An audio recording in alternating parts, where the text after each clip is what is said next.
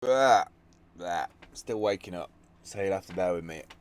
The coffee is not working this morning. I've had 3/4 of a cup of coffee. It's just not. It's not happening yet.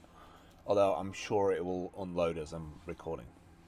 Uh, I saw a post from Exile this morning about gratitude. I think Dan asked for it. What are you grateful about with the blockchain? I think it's a great marketing idea in terms of the storytelling of people's reason why they're here.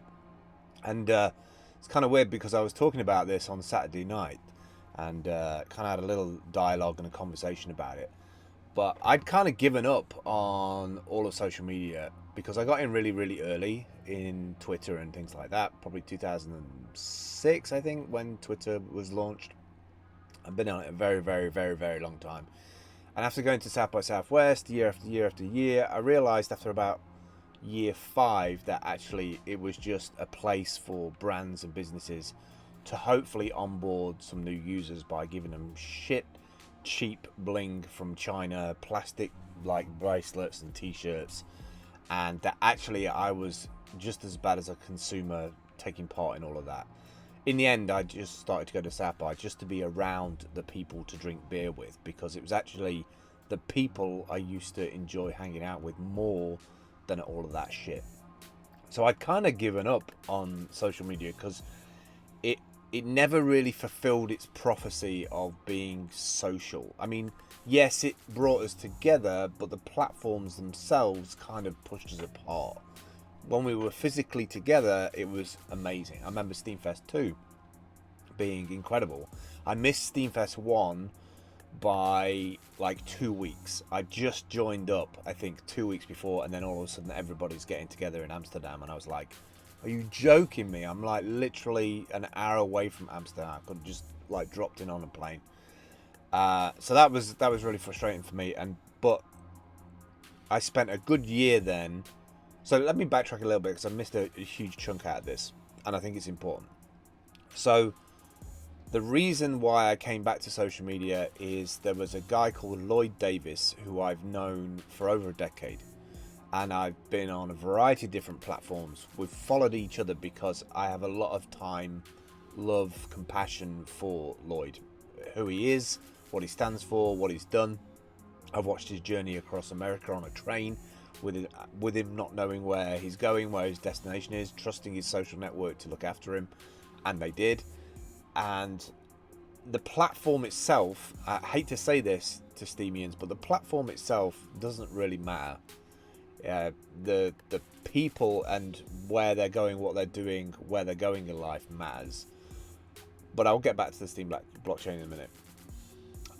So what I'm saying is that our friendship, even though we don't talk regularly, even though I don't see him regularly, when I do see him, it's like everything floods back. It's like it's an anchor point in my life that I'm grateful for. And so it's transcended the platforms, right? So all over those years, we're on Blab for a bit, we're on Seismic, we're on Twitter, we're like 2 years here, 2 years here, 2 years here. Like most companies get acquired, most startups with a new technology, new passion, they pop up, they get everybody excited, the investors get excited, they see a lot of onboarding, then they do the sale, they get acquired, they take the money, they move on to something else or get a nice house somewhere, right? Sorry about the background noise, which is about to happen right now. So my point is that up until that point, platforms, yeah, they came and went. I in my brain, the moment a new platform came along, I was like, this platform is going to be gone in 2 years, so I should be like out of here. The interesting thing about Steam is that if you treat it like a startup, we've been through the acquisition phase now. We're in year 3, and we've managed to, I mean, at a cost, we've managed to get into year 3 and people are still here. Not as many people, but people are still here. The passionate collective, the 300, the Spartans, as Dan's picture on his post is very applicable here. My point is that Steam isn't a startup, and even though they let go 70% of their staff in November time, December time, which was an awful timing, but business is business, right? That kind of set a precedent then for me. It was like, unless Myra gets released, unless we have lots of nodes, then it doesn't matter any of this stuff existing if we don't have a blockchain network to support it. And if you look around, the blockchain is still here. It's got the top 20 positions have changed around. Avalon with the DTube, 80 odd people have set up like little witnesses for that. There's activity, there's people around, there's people who want to help, there's people who are like, I want this, I like this, I need this, it has a reason to be. So I guess what I'm grateful for is the determination and the focus and the clarity and the want and the need of Steemians for this place to exist. Yes, the money's fucked. The market's fucked, right? It's being massively market manipulation right now. I also think we've got a systemic issue in that we've got almost a bottom feeder culture of like needing to take money out of the system. Now, don't get me wrong, I power down all the time. I make content here because I truly believe that it adds value. I'm not as community focused as most people here because I just can't do sheep culture, or like I can't spend hours and hours and hours in a chat room. I've done that in my life on the internet, in IRC. I've spent far too much time in IRC in my life. Like, I'm in my 40s now. I want to get some value out of my life with my daughter, and so like time is kind of precious to me. But gratitude, fuck, my gratitude for Steem would have to be coming back to social again. Now you're probably thinking, well, yeah, but you're not very social. I am social with the people that I get on with, who I've met. I'm one of those weirdos who's like, I have to meet you and shake your hand or hit you on the back or have a drink with you to solidify the fact that you're a real human being. Because like, there's so many AI fake name accounts on this platform. But if I've met you, and you know, I've met Exile and his wife and a whole bunch of other people, I know who I like, and therefore I'll spend my time around those people. So I'm grateful for those people. I'm grateful for what they bring the platform, what they do on a daily basis for little to no pay, or you know, yes, they get a payout, but that's because they've invested time, effort, and money into this platform. Sorry about the noise. What else? Gratitude. Obviously, I'm grateful for the opportunity.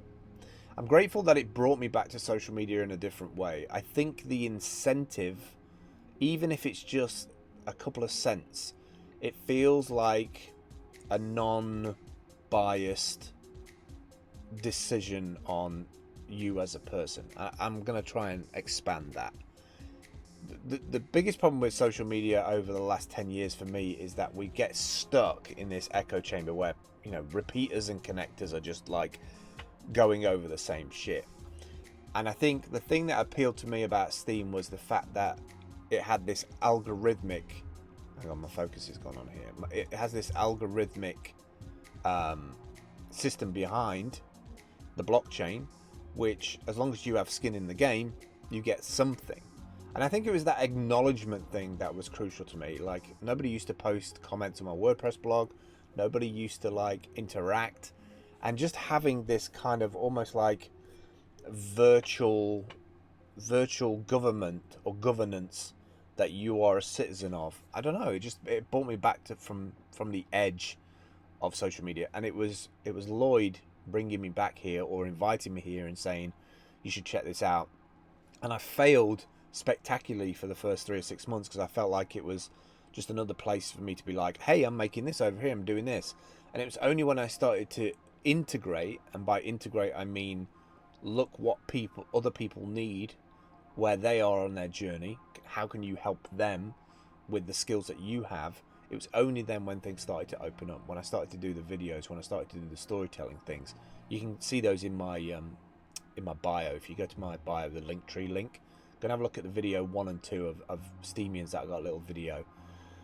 Those days seem so far away from where we are now, but I guess also that's the world we're living in now, right? I mean, I acknowledge massively environmental sustainability, climate issues that we have on a daily basis. If anything, it's the one thing that constantly pulls me back into that survival mindset, is that the planet is fucked and we fucked it.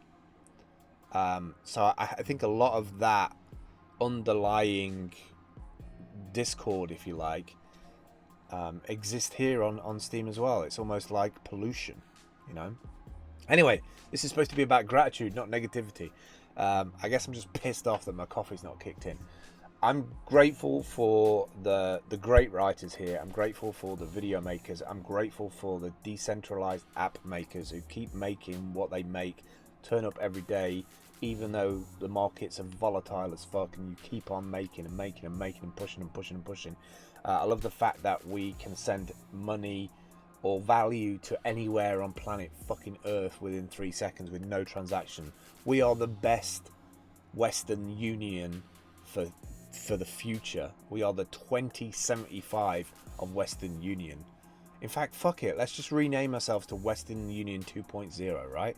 Just get rid of Steam, get rid of Steemit, get rid of all of the front ends, and let's create a futuristic Western Union, and we'll become Western Union. No charges, anything delivered within 3 seconds.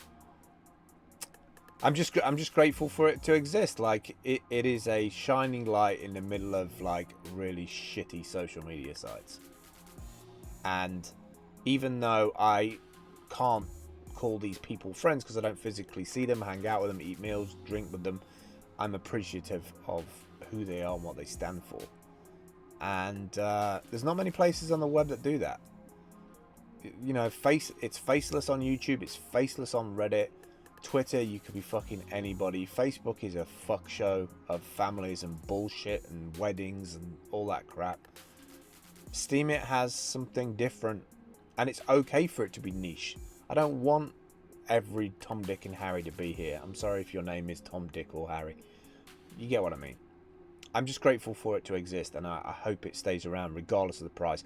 I'll still be here when it's 0.00 just to be bloody minded because I love the technology. Alright, I'm going to eat some of it. See you in a bit.